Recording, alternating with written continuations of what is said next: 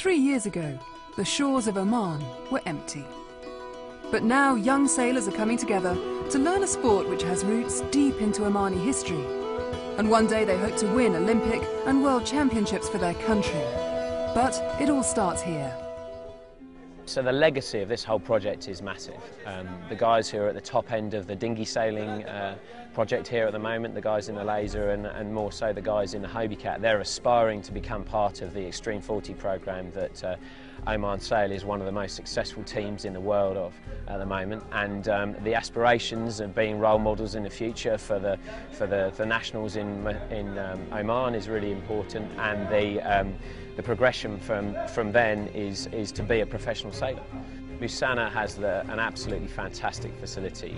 Many other nations would be jealous to have a place like this.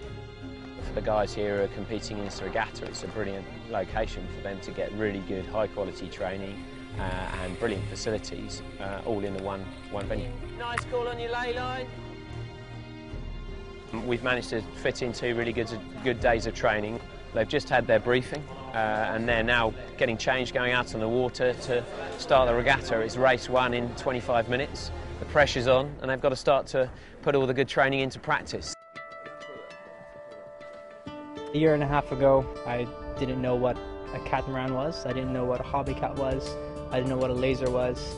And now throughout the competing and racing and training, I understand boats more. And as I get deeper into it and I learn more about boats and what they do, the more passion I get for it. And Oman Sail has helped me reach that. I had the dream of going to the Olympics. Now I have a different dream. Dreams change. 3 of us are competing for 2 positions on the Extreme 40s. So hopefully within a year, I'll be crewing on the Extreme 40. But the Olympic and professional aspirations are just one story. There's a big push to encourage young ladies into the sport. First time when I say it to my parents, I want to go to sail, they ask me what's the sailing, and no, don't go because this is a new thing.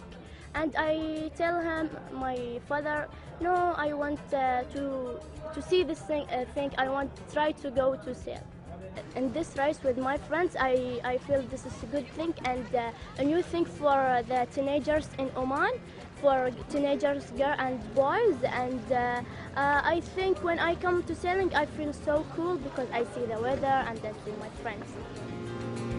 Yeah, I'm so excited because it's maybe the 3rd time I raced it, and I won the last time I won the 2nd one.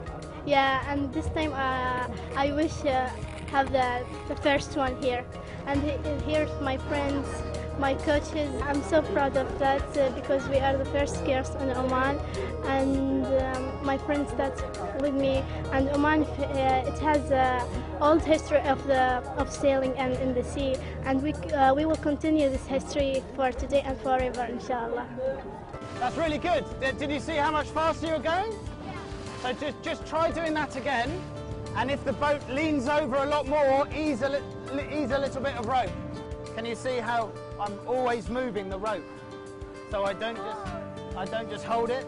Like when the boat is leaning over too much, I let it out, and then when the boat feels slow, I pull it in. One of the coolest things for me today was to come away from the main race course and come into the sailing school where they're just starting to race, and just to see the amount of girls on the race course, and that's something that Oman Sail at the moment we haven't got. And to see these young girls getting into sailing and seeing how much fun it can be, and these girls are beating the boys already, and I think that's great. And it's funny to see the looks on the fellas' faces when the girls sail past them, and there's a few girls out there who've got a natural talent and a natural feel for it, and there's absolutely no reason why the girls can't go and win medals and make the headlines. After the day of coaching and preparation, the first race is underway at Mussanah Race Week. Hugh Stiles is watching closely to see how the training has paid off.